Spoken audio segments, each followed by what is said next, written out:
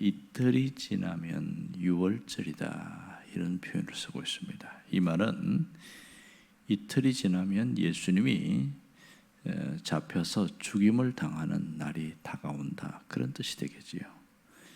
당시에 예수님에 대하여 사람들은 좋지 않았습니다. 특별히 종교 지도자들인 대제사장, 서기관, 바리새인, 사두개인 이런 사람들은 예수님에 대해서 골칫거리로 생각하고 있습니다. 분명히 남들보다 일반 선지자와 같은 비슷한 모습이긴 한데 특별히 달랐던 게 있습니다. 율법을 해석하는 게 달랐고 또 희한한 능력을 행하는데 상상할 수 없는 그런 모습들이 드러나고 있어서 굉장히 이 부분에 대해서 고민을 하고 있었습니다.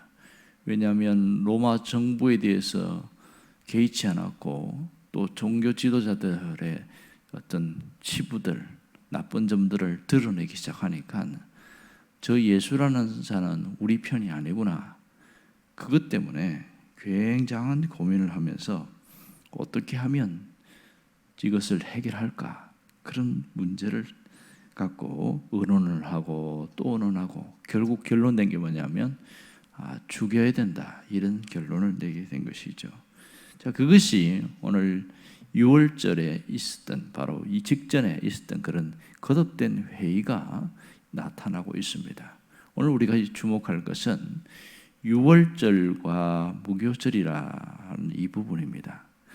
6월절과 무교절 이게 무슨 날이냐는 것이죠. 자, 6월절은 따로 있고 무교절은 따로 있고 별개의 문제인가 아니면 이것이 하나의 절기인가 하는 겁니다. 이미 답은 나와 있지요. 이것은 하나의 절기입니다. 6월절이 무슨 날입니까? 이것은 우리가 잘 아는 대로 이 6월절은 벌써 출애굽 때부터 시작되었던 중요한 절기였습니다. 그러니까 정리를 하면 6월절은 하루를 딱 보냅니다. 그리고 무교절은 6월절을 포함하여 7일간을 보냅니다. 이게 이스라엘 절기입니다. 우리나라로 표현하면 어떤 설명절 한번 생각해 보세요. 설명절 앞뒤로 빨간 날이죠. 쉬는 날을 합니다. 하지만 설은 하루입니다. 그렇다고 해서 앞뒤로 있는 그 모든 날을 명절 연휴 이렇게 표현합니다.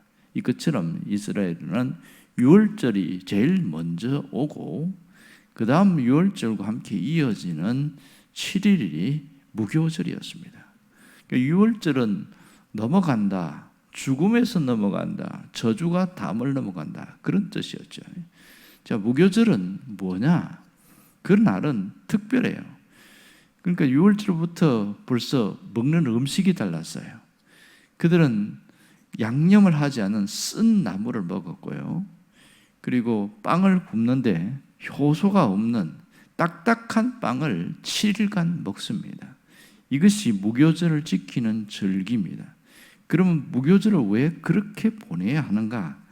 그것은 바로 삶의 어떤 쭉 이어오던 것을 단절하고 새로운 삶을 살겠다는 마음의 결심과 각오를 말합니다. 하나님 앞에서 바르게 살겠다 하는 그런 결심이 무교절인 것이죠. 여기에서 6월절이 의미하는 것은 굉장히 중요한 것이죠. 이미 6월절은 어린 양을 잡아서 죽였습니다. 이것은 예수님을 예표하는 모습인 것은 분명하지요. 예수님은 6월절 어린 양으로 오셨음을 말합니다. 하지만 그것으로 끝나지 않고 바로 부활과 이어질 재림으로 연결되는 것이 이 절기가 주는 의미라고 할 수 있습니다.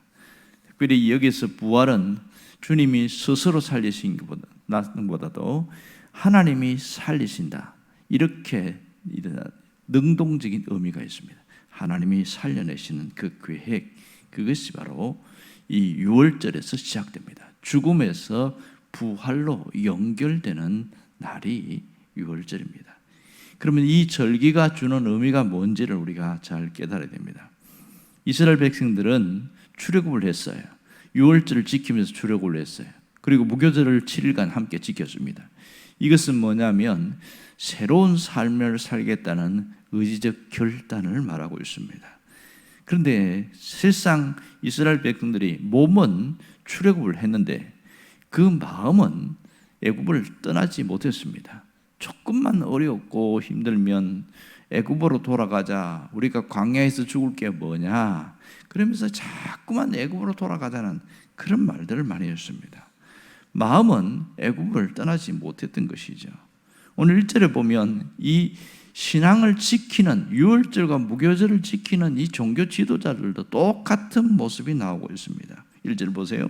대제사장과 서기관들이 예수를 흉계로 잡아 죽일 방도를 구하며 어떻게 하든지 죄목을 끌어들여서 예수를 죽이겠다는 계획을 세웠다, 이런 뜻입니다. 그러니까 이 사람들은 무교절을 지키면서도 무슨 생각이냐면 자기들이 갖고 있는 죄악들, 자기 속에 있는 누룩을 제거해야 되는데 그것을 못하고 여전히 그냥 종교적 형식으로 유월절과 무교절을 지키고 있다는 것이죠. 그러니 그들에게는 전혀 새로운 변화를 기대할 수가 없는 겁니다. 특별히 이 부분에 대해서 세밀하게 적은 부분이 요한복음 11장입니다. 요한복음 11장에 보면 이 제사장들이 회의를 하면서 뭐라고 그러냐면, 야, 이거 어떻게 해야 되겠냐, 저대로 두었다가는 곤란한 일이 생길 것 같다.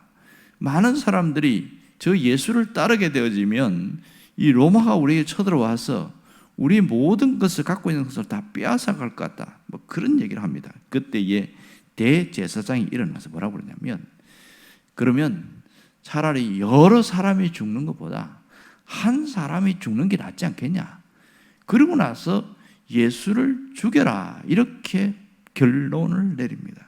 그 이후부터 요한복음 11장 54절에 보면 사람들에게 예수가 오면 신고를 하게끔 말을 합니다. 그러니까 유월절이면 틀림없이 예루살렘에 내려올 텐데 누구든지 예수라는 청년이 내려오면 신고를 해서 잡아들이라, 이렇게까지 결론을 내리게 된 것이죠. 결국 여기에 동조한 사람이 누굽니까? 바로 가룟 유다입니다. 앞으로 이어진 내용에 나오지만 이 가룟 유다는 그 얘기를 듣고 이 자기 마음에 이 예수님이 내가 의도한 그런 메시아가 아니구나 하고 이 신고를 해서 예수님을 팔아버리는 사건이 거기에서 나오게 되어집니다. 자, 그런데 오늘 특이한 게 또 뭐냐면 2절에 보면 밀란이 날까 하노니 명절에는 하지 말자, 이런 얘기를 합니다. 또 그렇게 하면서도 자기들끼리 밀란을 걱정하는 거예요. 이게 무슨 뜻이냐면 백성들이 폭동, 데모를 일으켜서 난리를 치게 되어지면 심각한 문제가 생깁니다. 지금은 로마의 지배를 받고 있기 때문에 이 지배받는 민족에서 밀란이 일어난다 그러면 이들을 책임지고 있는 종교 지도자들에게 문책이 갑니다. 밀란의 원인 주동자가 누구냐, 그들을 잡아들이기도 하고, 또 왜 이것을 수수방관하고 내버려 두었느냐 해서 그 당시에 책임을 맡고 있는 그 지도자들이 모두 다 문책받아서 다 물러나야 됩니다. 그러니 이 백성들의 밀란을 두려워할 수밖에 없는 거예요. 그동안 자기들이 갖고 있는 기득권이나 자신들이 누리고 있는 모든 것을 다 뺏길 수밖에 없는 그런 밀란이 일어나는 것을 상당히 두려워하는 겁니다. 그래서 백성들이 밀란을 일으키지 않도록, 야, 우리가 명제를 하지 말자, 뭐 이런 얘기를 하고 있는 것이죠. 오늘 여기에서 우리가 중요한 것을 깨닫게 됩니다. 이 유월절과 무교절은 뭘 의미합니까? 과거와의 단절입니다.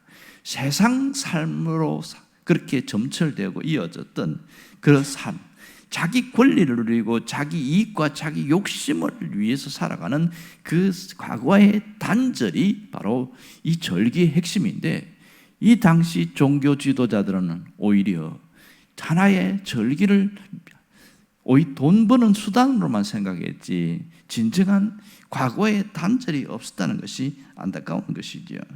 하지만 하나님은 그런 가운데서도 하나님의 구원 계획은 계속 이어지고 있는 것을 보게 되어집니다. 특별히 이 악한 자들을 사용하셔서 하나님의 그 선하게 이루셔서 하나님의 원하신 뜻을 이루고 있습니다. 어떤 분은 이걸 뭐라고 표현하냐면 하나님은 검정색도 사용하신다, 이렇게 표현했습니다. 그런 악한 자의 그런 계획 속에서도 하나님은 선하게 일을 하신다, 이런 얘기를 합니다. 여러분, 우리는 대놓고 예수님을 대적하는 사람이 없어요. 신앙생활 하는 사람들은 그런 사람은 거의 없습니다. 하지만 우리에게서, 우리 속에 있는 이 누룩, 신앙의 불순물인 누룩을 떠나보내야 되는데 여전히 그것을 안고 살아가는 경우가 굉장히 많더라는 겁니다. 이 신앙의 불순물, 이것이 우리의 신앙을 발목 잡고 있습니다. 그래서 끊임없이 이런 것들이 우리 삶을 계속 공격을 해서 정상적으로 신앙생활하지 못하게 한다는 겁니다. 여러분, 예수를 믿었는데 아직도 죄의 습관과 그런 구습을 쫓아나가는 그 옛사람의 모습이 있다면 이제는 벗어버려야 됩니다. 분명히 예수를 믿으면 새로운 피조물이다, 이렇게 이야기를 하고 있습니다. 누구든지 그리스도 안에 있으면 새로운 피조물이라. 보라, 이전 것은 지나갔으니 새 것이 되었도다. 신부는 새로운 피조물로서 새 것이 되었어요. 하지만 그 마음과 생각과 정신과 의식이 옛사람의 모습이 남아있는 경우가 있습니다. 그래서 바울은 뭐라고 그러냐면 너희는 구습을 쫓는 욕심을 벗어버리고 옛사람을 벗어버리고 의와 진리와 거룩함을 따라 지은 새 사람을 입어라. 그러니까 이 우리 속에 있는 누룩을 제거하라는 거죠. 신앙의 불순물을 제거하라는 거예요. 그것이 진정한 신앙인의 삶이라는 겁니다. 우리가 늘 하나님 앞에 기도할 것은 하나님, 내 안에 있는 이 신앙의 불순물이 떠나가기를 원합니다. 누룩이 제거되게 하여 주옵소서. 여러분, 신앙의 불순물이 뭐예요? 인본주의입니다. 하나님이 없는 자기 생각대로 살아가는 인본주의, 이게 신앙의 누룩이요 불순물이라고 할 수 있습니다. 이런 것들이 떠나가야 됩니다. 반대가 뭡니까? 신본주의입니다. 하나님을 앞세우는 삶이 신본주의죠. 하나님 앞에서 살아가는 신본주의, 이것이 온전한 삶인데 이게 안 되고 있다는 것이 안타까운 거죠. 여러분, 새로운 변화는 새로운 결단을 통해서 이어집니다. 그렇게 해서 하나님 앞에 바로 세워진 신본주의로 살아가려고 하면 이런 사람은 어떤 결심을 했냐? 내가 하나님께 쓰임받는 자로 살겠다는 신앙적 결단이 있어야 됩니다. 자, 정리하면 두 가지입니다.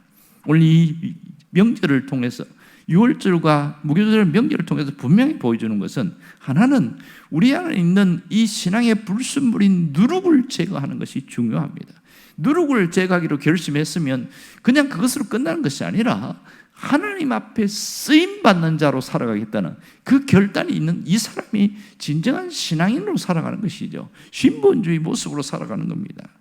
사람은 하나님이 부르실 때는 단순히 예수 믿고 천국 보내기 위한 그 단순한 것으로 부르지 않았어요. 우리가 하나님 앞에 쓰임받기를 원하셨던 거죠. 그러면 우리가 내가 하나님 앞에 어떻게 쓰임받을 것인가, 이 부분을 깊이 생각하는 사람이 진짜 신앙인입니다. 하나님 앞에 쓰임받는 것이 굉장히 소중한 것이죠. 그렇다면 하나님은 누구를 쓰실까요? 하나님 앞에 헌신된 자, 하나님 앞에 쓰임받기로 준비된 자, 그러한 결단이 있는 자를 쓰십니다. 내 손에 들려있는 것이 지팡이든지 돌멩이든지 그것은 중요하지 않습니다. 이것이 하나님 앞에 쓰임받기 위해서 갖고 나오는 게 중요합니다. 삼갈이라는 선지자는, 삼갈이라는 사사는 막대기 하나 가지고 그렇게 해서 블레셋을 싸워서 이겼어요. 다윗은 물맷돌이라는 돌멩이 들고 나가고 대적인 골리앗을 죽여버렸습니다. 자기 손에 뭐가 있는지 그것은 중요하지 않아요. 이것을 가지고 하나님 앞에 쓰임받기를 원합니다. 그 점이 대단히 중요한 것이죠. 오늘 우리가 변화를 결심해야 됩니다. 이것을 change me 이렇게 표현합니다. 변화를 결심하라. 내가 주인된 삶을 벗어버리고 예수님이 주인된 삶으로 변화를, change me, 변화가 되는 그런 삶을 결심하게 될 때 우리는 놀랍게 삶이 달라질 수밖에 없는 것이죠. 삶의 주인을 바꾸는 것이 쓰임없는 자의 삶인 것을 잊지 않기를 간절히 바랍니다. 기도하겠습니다.